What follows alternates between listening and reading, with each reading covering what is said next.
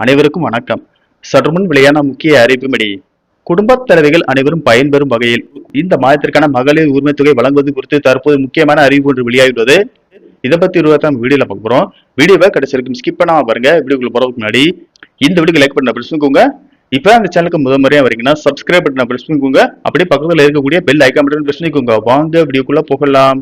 தமிழ்நாட்டில் மகளிர் உரிமை தொகை திட்டத்தின் கீழ் மாதம் பெண்களுக்கு ரூபாய் 1000 வழங்கப்பட்டு வரும் நிலையில் இந்த மாதத்திற்கான உரிமை தொகை வழங்குவது குறித்து முக்கியமான அறிவிப்பு ஒன்று வெளியாகியுள்ளது. மகளிர் உரிமை தொகை திட்டத்தின் கீழ் மாதம் ரூபாய் 1000 1,31,00,000 பெண்களுக்கு வழங்கும் போது தமிழக அரசுக்கு ஆண்டுக்கு சுமார் 15,720 கோடி செலவாகிறது. இதனை மாதம் ரூபாய் 2,500 உயர்த்தினால் ஆண்டுக்கு செலவு ரூபாய் 39,300 கோடி ஆகும். தமிழக அரசு இந்த நிதியாண்டில் 15,720 கோடி ஒதுக்கியுள்ளது.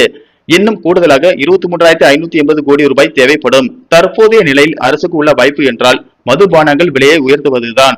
குவார்டருக்கு 20 ரூபாய் உயர்த்தினால் அரசுக்கு சராசரியாக 20 கோடி ரூபாய் லாபம் கிடைக்கும். ஒரு நாளைக்கு 1 கோடி மது பாட்டில்கள் சராசரியாக அரசுக்கு விற்பனையாகின்றன. குவார்டருக்கு 20 ரூபாய் உயர்த்தினால் அரசுக்கு ஒரு வருடத்திற்கு கூடுதலாக சுமார் 7,300 கோடி ரூபாய் வருமானம் கிடைக்கும். மீதமுள்ள தொகையில் 15,000 கோடியில் ஓரளவு திரட்டவும் சில வாய்ப்புகள் உள்ளன.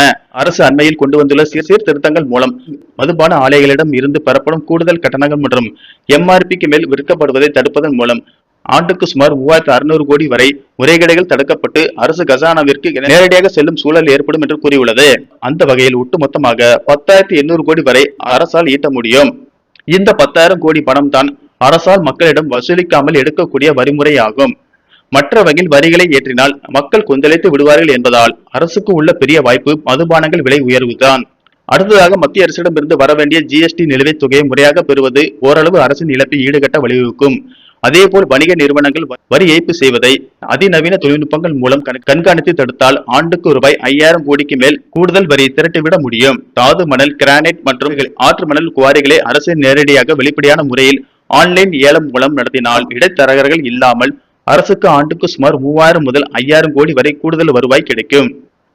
இந்த 3 வழிகள் மூலமாக மட்டுமே சுமார் 18,000 கோடிக்கு மேல் பணம் திரட்டிவிட முடியும். இதனை வைத்து சுமார் 1 கோடிக்கும் அதிகமானோருக்கு 2,500 ரூபாய் கொடுத்துவிட முடியும். நன்றி, வணக்கம்.